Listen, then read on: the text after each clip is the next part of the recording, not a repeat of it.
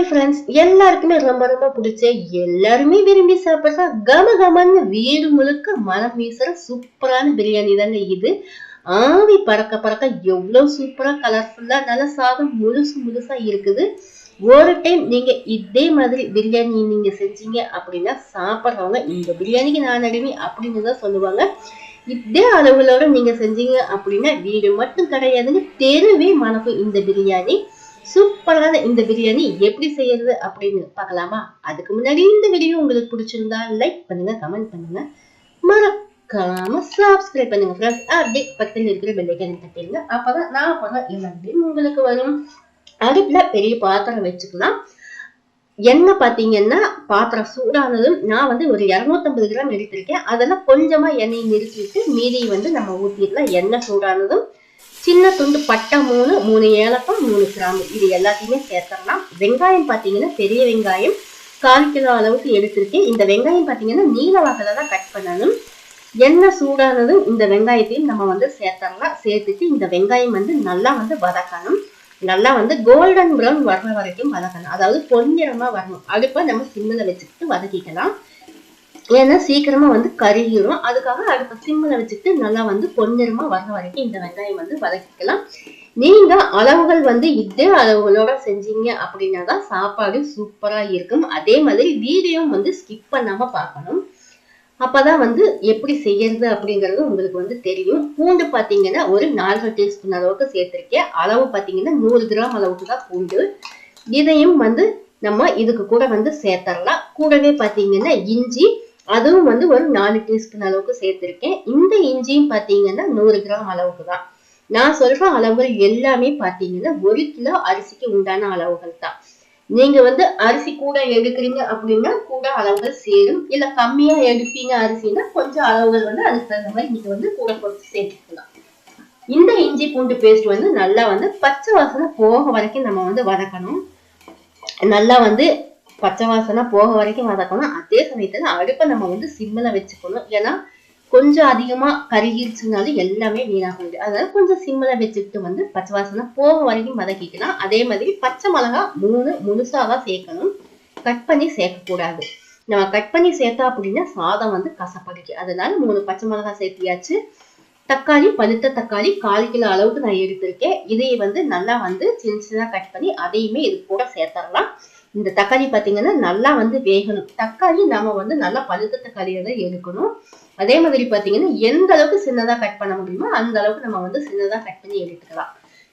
நம்ம பெருசா கட் பண்ணணும் அப்படிங்கறதெல்லாம் கிடையாது. நல்லா சின்ன சின்னதா கட் பண்ணிட்டோம் அப்படின்னா சீக்கிரம் வந்து வெந்து வந்துடும். அதுக்காக தான் நல்லா வந்து எதுவுமே வந்து வதங்கணும். வதங்கினதுக்கு அப்புறம் பாத்தீங்கன்னா கூட நான் வந்து கொஞ்சம் எண்ணெய் மிச்சம் வச்சிருந்தேன் இல்லையா, அதையுமே நான் இதுல வந்து சேர்த்துக்கிட்டேன்.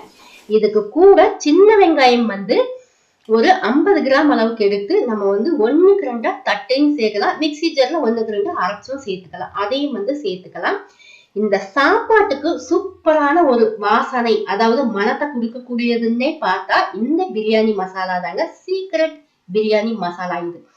இந்த மசாலா தாங்க இந்த பிரியாணிக்கே வந்து ஒரு ஹைலைட்டை கொடுக்கக்கூடியது.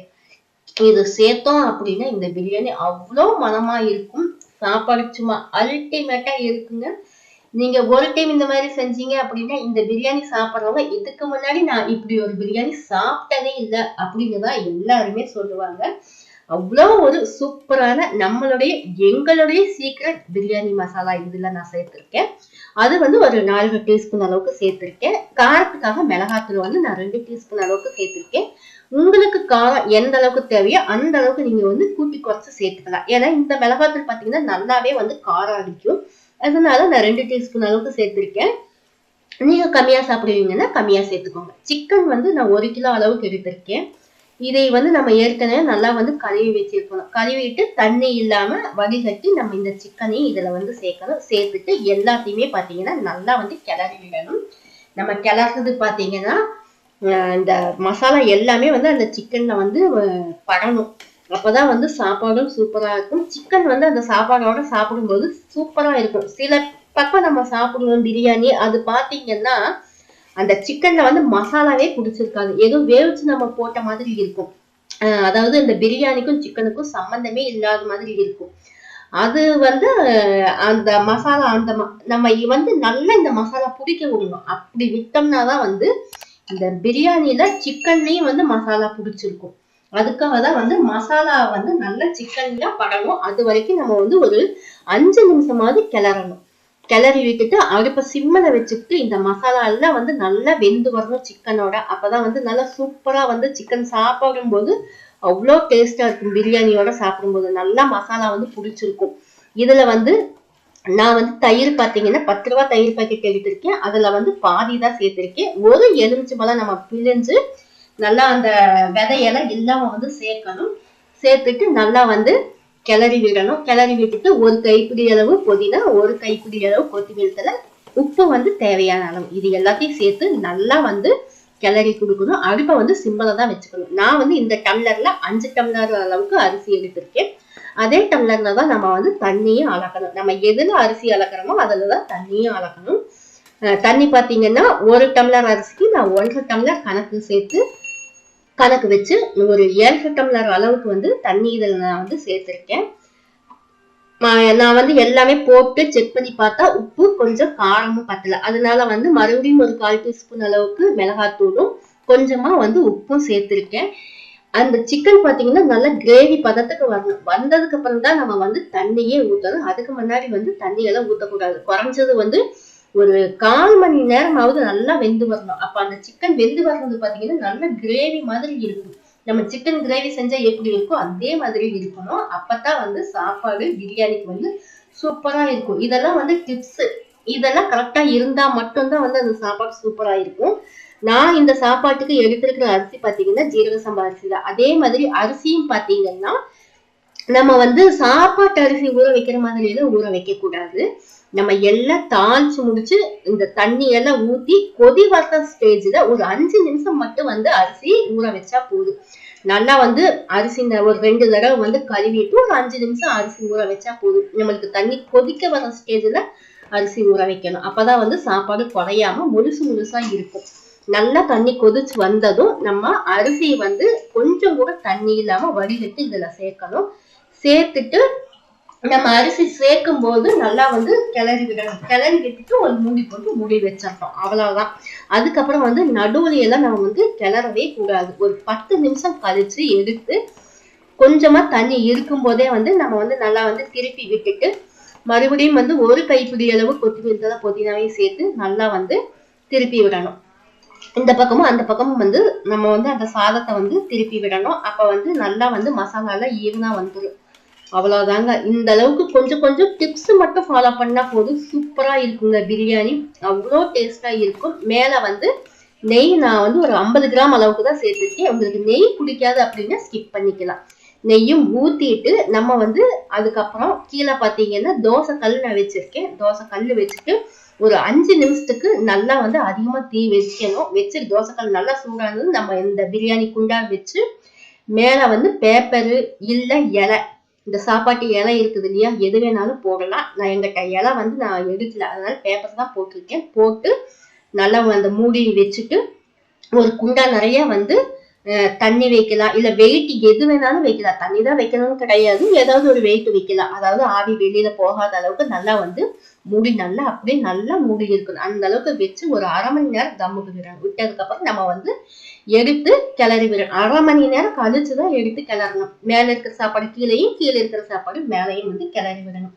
அதுக்கப்புறம் பாத்தீங்கன்னா மறுபடியும் வந்து மூடி போட்டு மூடி வச்சிடணும்.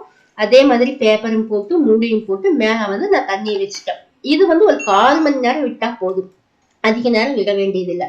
ஃபர்ஸ்ட் டைம் மட்டும் நம்ம வந்து ஒரு 1/2 மணி நேரம் விடணும். 2வது டைம் பாத்தீங்கன்னா ஒரு 1/4 மணி நேரம் விட்டா போதும். பாருங்க எவ்வளவு சாப்பாடு முழுசா அவ்வளோ வாசனையா இருக்கும். வீடு முழுக்க மனமா இருக்கும். இதுல பாத்தீங்கன்னா நான் எந்த கலருமே சேர்க்கல. இது வந்து நம்ம சேர்த்திருக்கிற பொருள்ல இருக்கிற நிறம் மட்டும்தான். நான் வந்து இந்த சாப்பாட்டுக்காக எந்த ஒரு கலரும் வந்து சேர்க்கவே கிடையாதுங்க. நம்மளுடைய சேர்க்கிறோம் இல்லையா இந்த இஞ்சி பூண்டு மசாலா பொருட்கள், இந்த பிரியாணி மசாலா அதுல இருக்கிற கலர் மட்டும்தான். அதே மாதிரி சாப்பாடு நல்லா முழுசா எவ்வளவு சூப்பரா இருக்குதுன்னு பாருங்க.